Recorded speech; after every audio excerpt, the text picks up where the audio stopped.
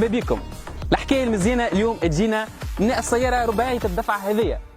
السياره هذيا اللي خدم عليها الشاب التونسي ايمن الخليفي. هو الشاب يلعب الرالي، يستانس يستعمل سيارات من بلدان اخرى.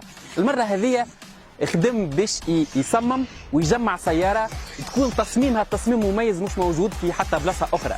المشروع هذايا امتد لاكثر من عامين وعطانا النتيجه المزيانه هذيا.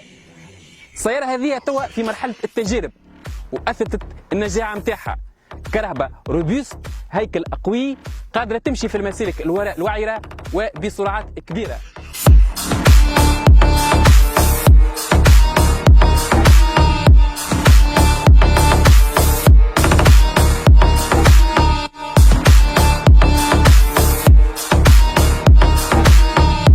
مرحبا بكم. أيمن الخليفي، سائق راليات، شاركت عديد من المشاركات.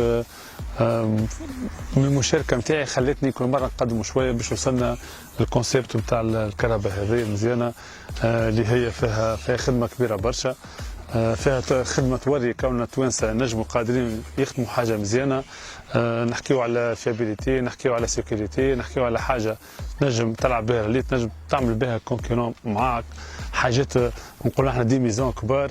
دونك نورمالمون تعرفوا شويه على الكوكسينيل اللي هي مصنوعه الاكثريه الشكل الخارجي من الفيبر، يعني نحكيو على كوتي بوا. الفيبر تنجم تحكم فيه على ليبيسور نتاعو، جويد خشين، حسب انت شنو تحب في القطعه نتاعك.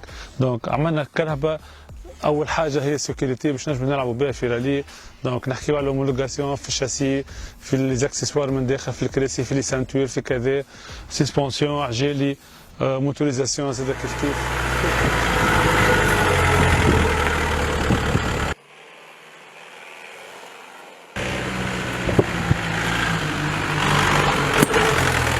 ايمن الخليفي خدم على الكهرباء هذه باش يشارك بها هو في مسابقات الرالي، لكن بالنسبه لعباد تحلم كيفي انا نشوف انه السياره هذه تنجم تكون مشروع اكبر اذا لقات شكون ينتبه له وشكون يدعمه وشكون يتبناه.